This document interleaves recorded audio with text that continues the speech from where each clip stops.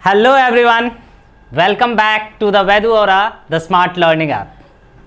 So student, today we will start a very good portion, a very complicated portion of the chemistry, and that is nothing else, it is organic chemistry. So organic chemistry start करने से पहले हम इनके चीज़ों के बारे में जानेंगे कि ऑर्गेनिक केमिस्ट्री है क्या, इनके सोर्सेस क्या हैं ऑर्गेनिक कंपाउंड्स के, और ऑर्गेनिक और इनऑर्गेनिक में डिफरेंसेस क्या होते हैं, इन सारों के बारे में सब पता करके हम लोग जो है वो एक आज वाले क्लास में यही चीज़ सीखेंगे. So let us start the chapter. Student, ये जो कंपाउंड हम देख रहे हैं पहले पेज में, ये एक वास्ट कंपाउंड्स हैं ऑर्गेनिक कंपाउंड्स के. ऐसे ऐसे ही कंपाउंड्स हमें ऑर्गेनिक कंपाउंड्स में मिलते हैं. अब कोई कंपाउंड्स जो हैं वो ग्लिसरीन के हैं, कोई कंपाउंड्स अल्कोहल के हैं, कोई इथाइल अल्कोहल के हैं, कोई एसिटल्डिहाइड के हैं, कोई कार्बोक्सिलिक एसिड के हैं, कोई अमाइड के हैं, कुछ भी हो सकते हैं कंपाउंड. तो हमें तो सबसे फर्स्ट यही चीज़ जानना है कि सर अगर ऑर्गेनिक केमिस्ट्री पढ़ा रहे हैं तो ऑर्गेनिक है क्या. तो जो वर्ड हमारा ऑर्गेनिक है, इसका मतलब होता है पर्टेनिंग टू लाइफ, मतलब जिन चीज़ों में जान है उस चीज़ को हम लोग ऑर्गेनिक बोल सकते हैं. जब कंपैरेटिवली हमें बहुत ही कम ही नॉलेज था केमिस्ट्री के बारे में, when comparatively very little chemistry was known, तो लोगों को ऐसा लगता था कि इस सब्सटेंसेस, जैसे कि हम कुछ सब्सटेंस का नाम बता रहे हैं आपको, शुगर, सब्सटेंस का नाम है स्टार्च, सब्सटेंस का नाम है प्रोटीन, सब्सटेंस का नाम है एसिटिक एसिड, ये सब सिर्फ और सिर्फ लिविंग सोर्सेस से ही ऑब्टेंड हो सकते हैं. लिविंग सोर्सेस से ऑब्टेंट होने का मतलब है प्लांट्स और एनिमल्स ही इन चीज़ों को बना सकता है. हम लोग लेबोरेटरी में साइंटिफिक मेथड से इनको प्रिपरेशन नहीं कर सकते हैं. इसी थ्योरी को एक हम लोग नाम देते हैं, ध्यान से देखना यहाँ, जिस थ्योरी को हम लोग बोलते हैं vital force theory. Vital force theory. ये वाइटल फोर्स थ्योरी के बारे में सबसे पहले 1807 में बर्जेलियस ने बताया था. और according to Berzelius, the organic compounds only prepared by living cells like plants and animals, it is not possible to preparing a organic compound in the laboratory. मतलब बर्जेलियस ने कहा कि ऑर्गेनिक कंपाउंड सिर्फ living cell से ही हमें obtained कर सकते हैं, लाइक प्लांट और एनिमल से. अगर आप चाहो कि ऑर्गेनिक कंपाउंड को हम लैब में बना दें तो ये चीज़ें पॉसिबल नहीं है. ये जो कहानी है, ये जो स्टार्टिंग फेज था हमारा केमिस्ट्री का, जब हमें बहुत ही कम ही केमिस्ट्री पता था, उस समय ऐसे लोगों का बिलीफ था. बाद में जाकर के उनके बिलीफ जो है उनको तोड़ा जाएगा. बहुत सारे ऐसे प्रिपरेशन होंगे ऑर्गेनिक कंपाउंड का जो लैब में कर देंगे हम लोग. अब यही क्लास में हम लोग देखेंगे कि कौन से कंपाउंड्स को लेबोरेटरी प्रिपरेशन करके ऑर्गेनिक कंपाउंड्स में कन्वर्ट किया गया है. तो plants and animals, so they are called such substances organic compounds. तो हम लोग ये बोल सकते हैं कि दो substances which are obtained from plants and animals, starting phase का हम डेफिनेशन बता रहे हैं. The substances which are obtained from plants and animals are called organic compounds. ये ऑर्गेनिक कंपाउंड्स जो है एक वर्ड जो हम लोग का ऑर्गेनिज्म है उनसे डिराइव्ड होता है, और केमिस्ट्री डीलिंग करता है इसके नेम को, जिसको हम लोग ऑर्गेनिक केमिस्ट्री के बारे में कहते हैं. मतलब the branch of chemistry in which we deals about organic compounds is called organic chemistry. सबसे पहला स्लाइड में तो हमें यही चीज़ें जानना था कि ऑर्गेनिक केमिस्ट्री है क्या. तो क्या देखें, बहुत सारे कंपाउंड्स जो प्लांट्स और एनिमल से मिलते हैं उस कंपाउंड को ऑर्गेनिक कंपाउंड बोलते हैं, और केमिस्ट्री के जिस ब्रांच में हम इसका डील करते हैं इसको हम लोग ऑर्गेनिक केमिस्ट्री बोलते हैं.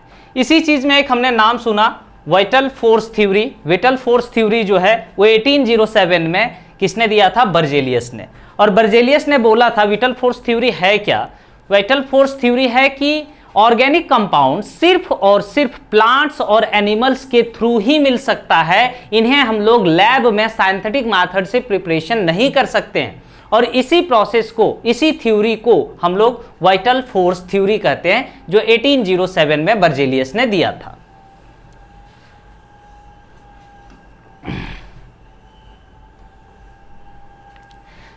अब यहां फिर से वही बात कर रहा है, the vital force theory organic compounds was soon discarded. मतलब जो थ्योरी बर्जेलियस ने बताया वो बहुत ही जल्दी डिस्कार्ड हो गया, बहुत ही जल्दी गलत हो गया. कब?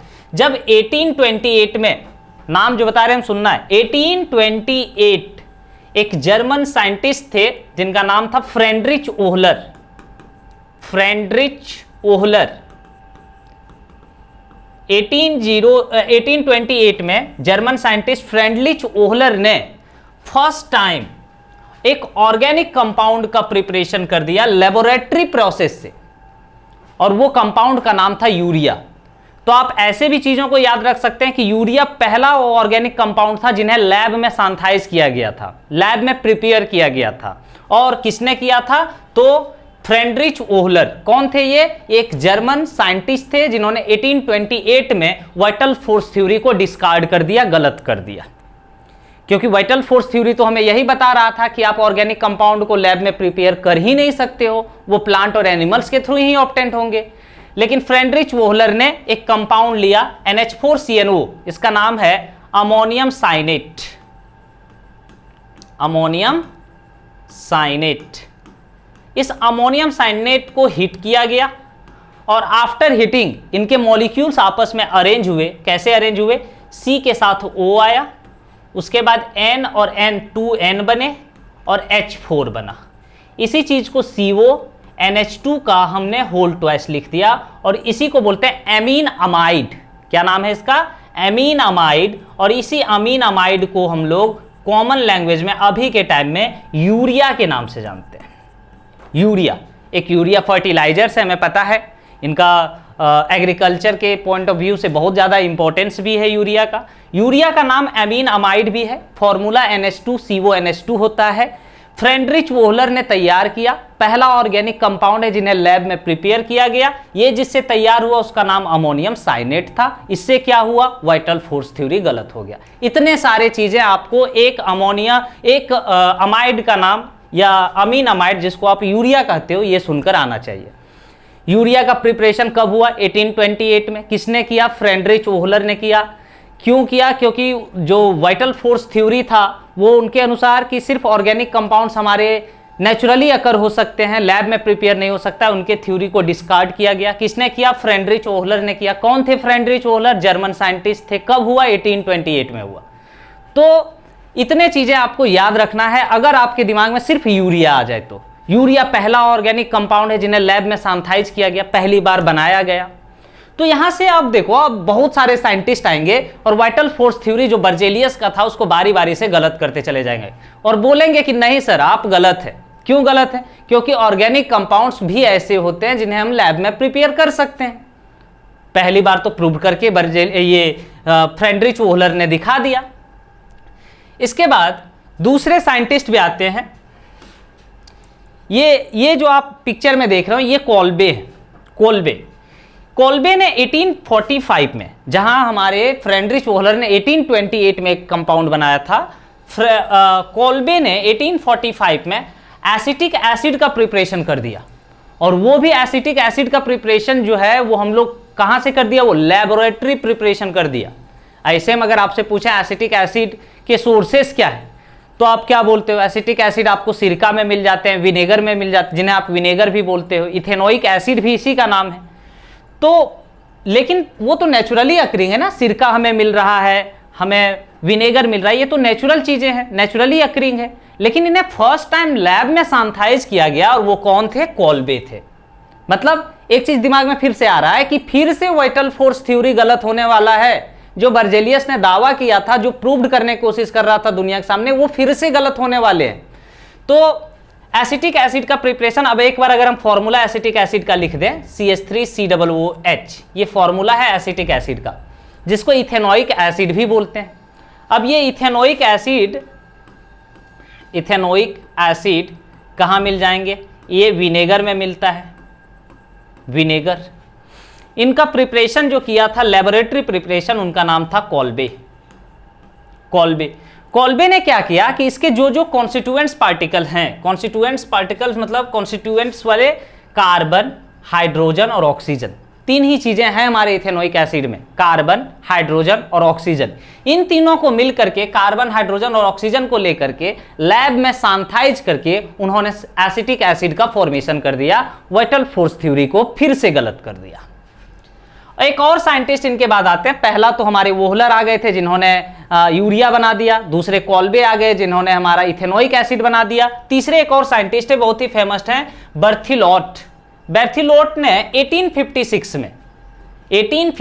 में बर्थिलोट ने मीथेन गैस को साइंथाइज किया।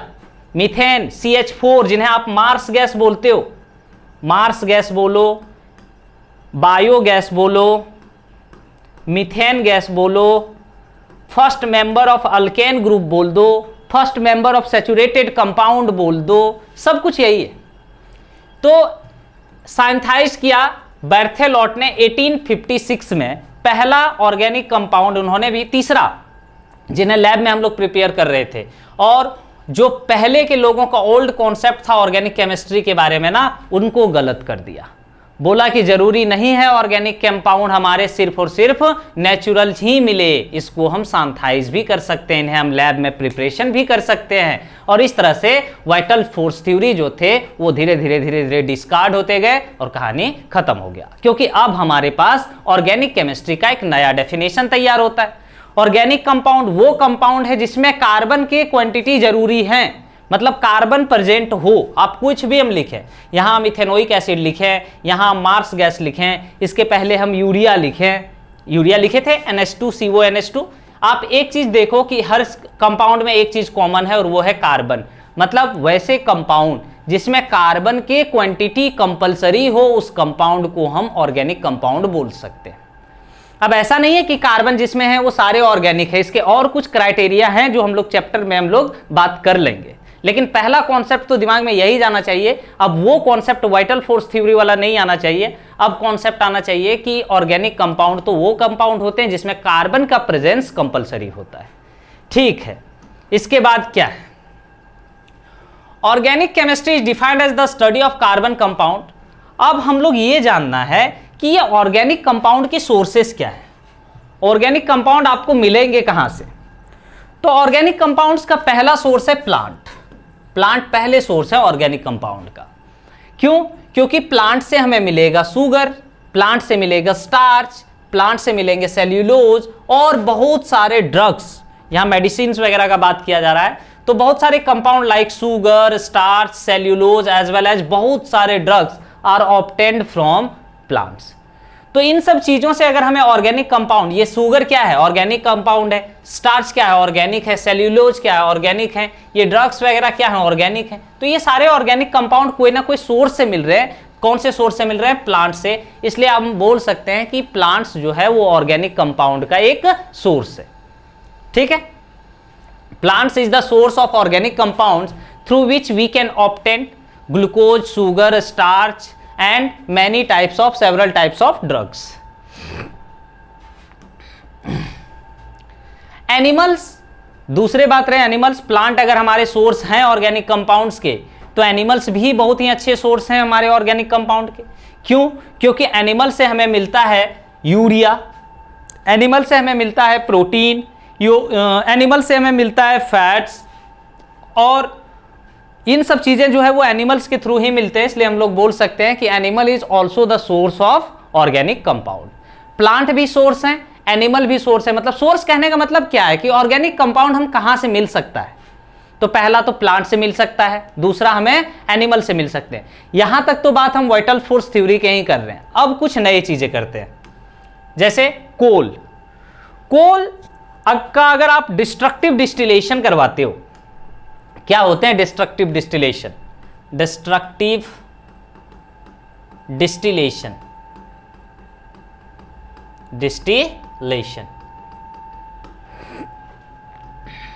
Destructive distillation is a chemical process in which coal is heated in the absence of oxygen.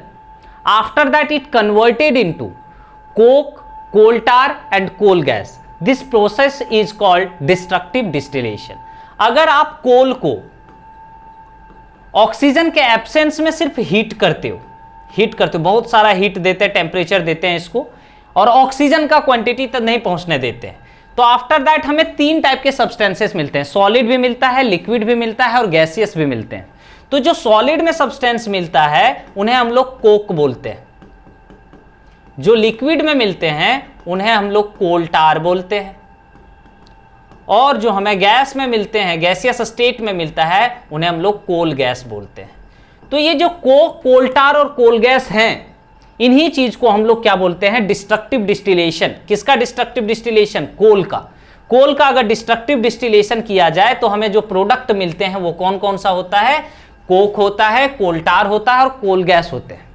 और इनका इंपॉर्टेंस केमिस्ट्री में इतना है कि हमारे लगभग जो हम अपने एवरीडे लाइफ में चीजें यूज करते हैं उनमें कहीं ना कहीं इनका पार्टिसिपेशन जरूर होता है। जैसे हम लोग परफ्यूम जो यूज करते हैं, हम लोग ड्रग्स जो यूज करते हैं, जो कलर यूज करते हैं, डाइज यूज करते हैं, नैप्थलीन का बॉल जो आप मौत वगैरह फ्री रखने के लिए कपड़े में डाल करके रखते हो, टॉलिन, बेंजीन। बेंजीन अगर आप देखना चाहते हो तो ड्राई क्लीनर्स के पास जाकर के देखिए बेंजीन क्या होते हैं। Toluene, naphthalene, dyes, drugs, perfume, ये सारी चीजें हमारा यही तीनों से मिलके बन रहा है। और ये तीन चीज हमें कहां से मिल रहे हैं? कोल से मिल रहा है। तो हम लोग सिंपली भाषा में ये भी बोल सकते हैं कि कोल भी जो है वो एक हम लोग का सोर्स है। किसका? ऑर्गेनिक कंपाउंड का। अब डायरेक्ट सोर्स नहीं है, ये अलग बात है, लेकिन कोल के थ्रू हमने कोक बनाया, कोल टार बनाया, कोल गैस बनाया। अब इसी का यूज करके हमने बहुत सारे कंपाउंड्स बना दिए। सो नेक्स्ट सोर्स हमारे पास जो है वो है petroleum. Petroleum is also the source of किसके? Petroleum is also the source of organic compounds like gasoline. आपको जो गैसोलीन मिलते हैं, गैसोलीन मतलब petrol, gasoline, fuel, gases, petrols, naphthalene balls, ये सब जो चीजें हैं वो आपको कहां से मिलती है? पेट्रोलियम के। जब हम लोग फ्रैक्शनल डिस्टिलेशन करते हैं, चीजों को याद रखना है, कोल का हम डिस्ट्रक्टिव डिस्टिलेशन करते हैं, पेट्रोलियम का फ्रैक्शनल डिस्टिलेशन करते हैं। तो फ्रैक्शनल डिस्टिलेशन के बाद ये चीजें हम लोग के ऑब्टेंट होते हैं जो कि ऑर्गेनिक कंपाउंड्स होते हैं, ऑर्गेनिक केमिस्ट्री के पार्ट होते हैं। तो हम लोग ये भी बोल सकते हैं, अब क्या क्या सोर्स है एक बार रिवाइज कर देते हैं। प्लांट सोर्स है, एनिमल सोर्स है, कोल सोर्स है, पेट्रोलियम सोर्स है। किसके सोर्स है? ऑर्गेनिक कंपाउंड के सोर्स हैं। फर्मेंटेशन, फर्मेंटेशन एक बायोलॉजिकल वर्ड है, बट फर्मेंटेशन कंपाउंड, जैसे कि आप इथाइल अल्कोहल जानते हो, इथाइल अल्कोहल का फॉर्मूला C2H5OH, जिन्हें हम लोग नॉर्मल लैंग्वेज में वाइन बोलते हैं। ये ethyl alcohol, acetic acid like CH3COOH, जिसको हम लोग इथेनोइक एसिड भी बोलते हैं, ये सब चीजें फर्मेंटेशंस के थ्रू मिलता है। फर्मेंटेशन की मीन्स होते हैं कि बहुत सारे फ्रूट्स वगैरह को हम लोग जब रोटेन कर देते हैं, गला सड़ा देते हैं, उसके बाद उससे जो प्रोडक्ट्स बनते हैं वो चीज़ हम लोग का क्या है? इथाइल अल्कोहल और एसिटिक एसिड। तो फर्मेंटेशन बहुत सारे माइक्रोब्स वगैरह डाल करके उसको दूसरे फॉर्म में कन्वर्ट किया जाता है। ये चीज़ें के थ्रू आप ऑर्गेनिक कंपाउंड आपको मिल सकता है। दैट मीन्स कि fermentation is the also the source of organic compounds. 5 sources हम लोग ने देख चुका है। नेक्स्ट, साइंथेटिक मेथड भी हैं। साइंथेटिक मेथड के थ्रू जो है, साइंथेटिक मेथड्स के थ्रू भी हम बहुत सारे ऑर्गेनिक कंपाउंड्स को साइंथाइज कर सकते हैं। साइंथेटिक होने का मतलब देखिए बहुत ही वास्ट जो है वो कंपाउंड्स बना सकते हैं जब आपस में चीजें हम लोग लैब में जोड़ चुके हैं। यही साइंथेटिक मेथड था ना, जब हमारा वोहलर, फ्रेंडलिच वोहलर, फिर कॉल्बे और बेर्थेनलॉट ने अलग अलग कंपाउंड्स बनाए थे। किसी ने यूरिया बनाया, किसी ने जो है एसिटिक एसिड बनाया, किसी ने मीथेन बनाया। बर्थेनहॉल्ट ने क्या बनाया? मीथेन बनाया। कॉल्बे ने यूरिया बनाया और फ्रेंडरिच वोहलर, कॉल्बे ने मार्स गैस, कॉल्बे ने एसिटिक एसिड बनाया और लास्ट हम लोग का फ्रेंडरिच वोहलर ने यूरिया बनाया। So after that we have a differences कि क्या डिफरेंसेस हो सकते हैं एक ऑर्गेनिक कंपाउंड और एक इनऑर्गेनिक कंपाउंड्स में। किस बेसिस पे हम लोग ऑर्गेनिक और इनऑर्गेनिक को डिफरेंशिएट करते हैं। सो पहला, एक साइड हमने पैरामीटर्स लिया है कि किस पैरामीटर्स के बेसिस पे हम दोनों कंपाउंड्स को डिफरेंशिएट करना चाहते हैं, और दूसरी तरफ एक तरफ ऑर्गेनिक है, एक तरफ इनऑर्गेनिक कंपाउंड्स है। तो सबसे पहला पैरामीटर्स जो हमारे पास है वो है प्रेजेंस ऑफ कार्बन। कार्बन के प्रेजेंस के बेसिस पर तो ऑर्गेनिक कंपाउंड्स के बारे में आप क्या बोलोगे कि कार्बन जो है वो एक तो नेसेसरी एलिमेंट है ऑर्गेनिक कंपाउंड्स के। तो carbon is a necessary element in every organic compounds. Organic compounds है, बिना कार्बन का तो वो कुछ नहीं है, जैसे एक आदमी के पास बॉडी हो और जान ही निकल जाए, ठीक है। तो उसको हम लिविंग नहीं बोल सकते। उसी तरह से अगर कार्बन निकाल दिया जाए किसी कंपाउंड से, फिर हम उसको ऑर्गेनिक नहीं बोल सकते। दूसरा बात, इसी का ऑपोजिट कर देते हैं, इनऑर्गेनिक क्या होगा, कार्बन का होना जरूरी नहीं है। ऐसा नहीं कि कार्बन हो ही नहीं सकता है, लेकिन कार्बन का होना जरूरी नहीं है, उस कंपाउंड को आप क्या बोलोगे, inorganic compound. Carbon is not an essential element in the inorganic compounds. दूसरा हमारे पास पैरामीटर्स जो है वो है सॉल्युबिलिटी। सॉल्युबिलिटी का मतलब कि अगर ऑर्गेनिक कंपाउंड को हम पानी में डालते हैं तो क्या वो घुलेंगे या नहीं घुलेंगे। दूसरा रहा कि इनऑर्गेनिक कंपाउंड्स को अगर पानी में डालते हैं तो क्या वो घुलेंगे या नहीं घुलेंगे। तो जो ऑर्गेनिक कंपाउंड्स होते हैं ना, वो वाटर में सॉल्यूबल नहीं होते हैं, जनरली सॉल्यूबल नहीं होते हैं। एक आध अगर एक्सेप्शनली आ जाए, इसका कोई गारंटी नहीं हो सकता है, बट जनरली मैक्सिमम जो ऑर्गेनिक कंपाउंड्स है which are not soluble in water. और जो इनऑर्गेनिक कंपाउंड्स हैं वो वाटर में सॉल्यूबल होते हैं, वाटर में अच्छे से सॉल्यूबल हो जाते हैं। नेक्स्ट रहा हम लोग का third parameters, solubility in the organic solvent. अब ये ऑर्गेनिक सॉल्वेंट क्या है, वाटर को हम लोग यूनिवर्सल सॉल्वेंट बोलते हैं। यूनिवर्सल सॉल्वेंट, यूनिवर्सल सॉल्वेंट किसको बोला जाता है, वाटर को बोला जाता है कि वाटर के पास एक ऐसा वरदान मिला है डाइइलेक्ट्रिक कांस्टेंट का, जो लगभग चीजों को अपने पास घोल लेता है। लेकिन एक और सॉल्वेंट है जिसको बोलते हैं ऑर्गेनिक सॉल्वेंट। ऑर्गेनिक सॉल्वेंट कहने का मतलब, ऑर्गेनिक सॉल्वेंट कहने का मतलब इथाइल अल्कोहल, जिसको आप वाइन बोलते हो, बेंजीन, ठीक है, बेंजीन हो गया, अल्कोहल हो गया, क्लोरोफॉर्म हो गए, क्लोरोफॉर्म, इन सब चीजों को ऑर्गेनिक सॉल्वेंट बोला जाता है। तो अगर ऑर्गेनिक सॉल्वेंट में ऑर्गेनिक कंपाउंड को डाला जाए तो वो डिसॉल्व हो जाते हैं, लेकिन ऑर्गेनिक कंपाउंड वाटर में डिसॉल्व नहीं होते हैं। तो organic compounds are soluble in organic solvent like chloroform, like benzene, like ethyl alcohol. इन सब चीजों में ये घुल जाएंगे। तो फिर कौन नहीं घुलेगा, जो पानी में घुल रहा था वो ऑर्गेनिक सॉल्वेंट में नहीं घुलेगा। मतलब इनऑर्गेनिक कंपाउंड्स जो हैं, जितने भी इनऑर्गेनिक कंपाउंड्स हैं, वो हमारे ऑर्गेनिक सॉल्वेंट में डिसॉल्व नहीं होते हैं। ऑर्गेनिक सॉल्वेंट में डिसॉल्व ऑर्गेनिक कंपाउंड होगा और यूनिवर्सल सॉल्वेंट में डिसॉल्व हमारा इनऑर्गेनिक कंपाउंड होगा। ये रहा हमारा सॉल्युबिलिटी।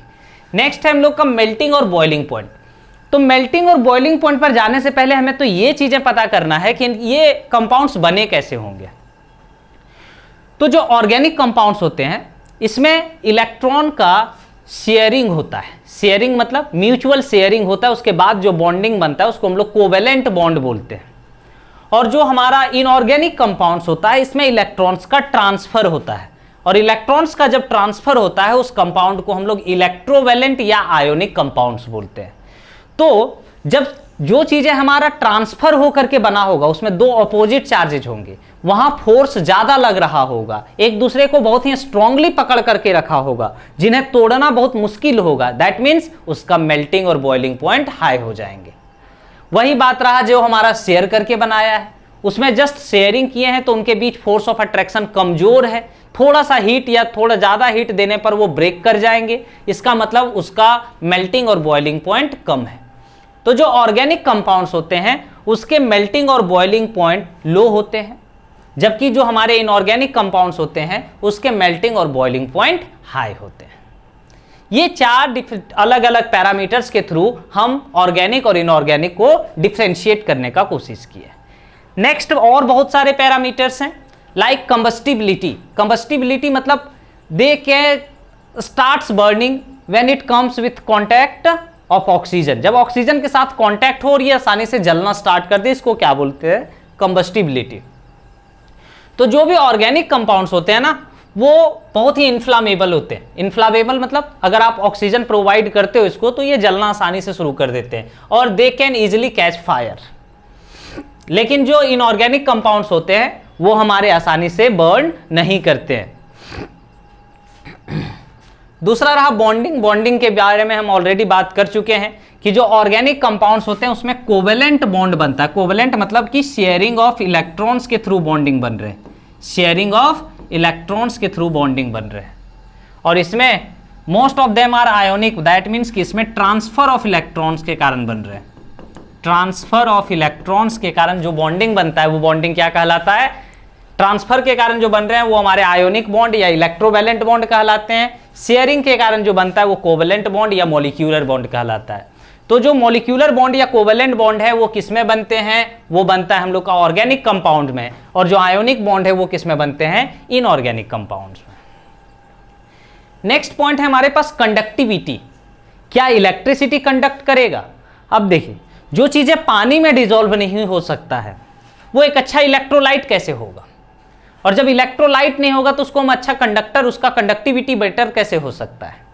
कहने का मतलब जो भी ऑर्गेनिक कंपाउंड्स होते हैं ना वो नॉन इलेक्ट्रोलाइट होते हैं। नॉन इलेक्ट्रोलाइट का मतलब देखो, मेटालिक कंडक्टर और इलेक्ट्रोलाइट लगभग सेम चीज है, दोनों के काम है इलेक्ट्रिसिटी को पास करना, करंट को पास करना। लेकिन कंडक्टर जो होते हैं वो सॉलिड स्टेट में होता है, उसमें इलेक्ट्रॉन्स फ्लो करते हैं, जबकि इलेक्ट्रोलाइट जो होता है वो लिक्विड स्टेट्स में होते हैं, उसमें आयंस फ्लो करते हैं। तो जब इसमें आयंस बने ही नहीं, क्योंकि ये हमारे डिजॉल्व भी नहीं हो पाए थे, डिजॉल्व नहीं हुए तो आयंस फ्री नहीं हुआ, और जब आयंस फ्री नहीं होंगे तो उसमें इलेक्ट्रिसिटी पास नहीं करेगा, इसीलिए वो एक नॉन इलेक्ट्रोलाइट रहेगा।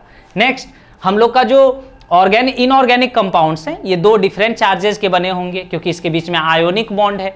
तो जब इसको हम लोग वाटर में ऐड करेंगे तो ये आयंस में ब्रेक हो जाएंगे, फ्री आयंस हो जाएगा, जो कि इलेक्ट्रिसिटी को फ्लो करवाने के लिए रेस्पॉन्सिबल होगा। इसीलिए इनऑर्गेनिक कंपाउंड्स जो हैं उसमें इलेक्ट्रिसिटी कंडक्ट हो सकते हैं, जो ऑर्गेनिक कंपाउंड है उसमें इलेक्ट्रिसिटी कंडक्ट नहीं होते हैं।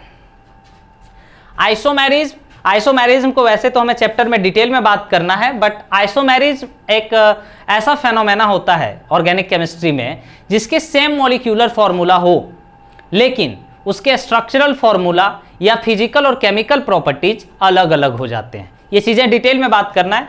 तो आइसोमेरिज्म सिर्फ और सिर्फ ऑर्गेनिक कंपाउंड ही शो कर सकते हैं। जो इनऑर्गेनिक कंपाउंड्स होते हैं उसके कोई भी ऐसी फैसिलिटी नहीं है कि तुम आइसोमेरिज्म बनाओ। अगर NaCl एक हमारे पास इनऑर्गेनिक कंपाउंड है तो उसको ClNa नहीं लिख सकते हैं, ClNa नहीं लिख सकते हैं क्योंकि रूल होता है। तो और कोई भी फॉर्मूला है, दूसरा फॉर्मूला, उसको कैसे भी उल्टा पुल्टा कर दो आप, ऑर्गेनिक कंपाउंड्स में सब कुछ लिखा जा सकता है। इसी चीज को क्या बोला जाता है, आइसोमेरिज्म। एक और पैरामीटर से हमारे पास कलर और स्मेल। तो जितने भी ऑर्गेनिक कंपाउंड्स होते हैं ना वो एक कैरेक्टरिस्टिक्स कलर होता है उनके पास, और स्मेल भी होता है। कैरेक्टरिस्टिक्स कलर का मतलब ग्रीन किसी का कलर हो, रेड किसी का कलर हो, पिंक किसी का कलर हो, येलो हो, कुछ भी कलर हो सकता है। कैरेक्टरिस्टिक्स कलर होते हैं और स्मेल भी होता है। लेकिन जो ज़्यादातर हमारे इनऑर्गेनिक कंपाउंड्स हैं वो बेचारे कलरलेस होते हैं और ऑडरलेस होते हैं, उसके पास कोई स्मेल भी नहीं होता है, कोई कलर भी नहीं होता है। एक लास्ट हम लोग के पास पैरामीटर्स है, दैट इज रिएक्शन। अब रिएक्शन देखें तो मॉलिक्यूलर रिएक्शन जो होंगे स्लो होंगे। क्यों स्लो होंगे? क्योंकि इनका तो बॉन्डिंग जो बना है वो लिंकेज के थ्रू बना हुआ है, जाल बना करके बनाया हुआ है। बॉन्डिंग जो हुआ है वो लिंकेज के थ्रू हुआ है, इसीलिए presence of linkage this reaction never proceed to completion. इस टाइप के रिएक्शन बहुत ज़्यादा फास्ट नहीं होते हैं। और आयोनिक रिएक्शन जो होता है बहुत फास्ट होता है, क्योंकि उसमें कोवेलेंट कैरेक्टरिस्टिक्स नहीं होते हैं, उसमें इलेक्ट्रॉन्स फ्री हो सकते हैं, उसमें आयंस फ्री हो सकते हैं। इसीलिए एक अच्छा इलेक्ट्रिसिटी में वो अच्छे तरह से पास कर सकता है, केमिकल रिएक्शन में अच्छे से पार्टिसिपेट कर सकता है। इसीलिए जो हमारे इनऑर्गेनिक कंपाउंड्स हैं वो ज़्यादा रिएक्टिव होते हैं, ऑर्गेनिक कंपाउंड जो हैं वो लेस रिएक्टिव होते हैं। तो ये सब डिफरेंसेस थे, ये सब इनके बीच में डिफरेंसेस थे ऑर्गेनिक और इनऑर्गेनिक के बारे में। तो अगले क्लास जो है वो हम लोग जल्दी स्टार्ट करेंगे इसका। तब तक आपको जो चीज़ें नहीं समझ में आया हो इस सेक्शन से आप हमें कमेंट सेक्शन में लिख सकते हैं। I will try to solve your queries. So thank you for connecting Vedu Aura. Best of luck.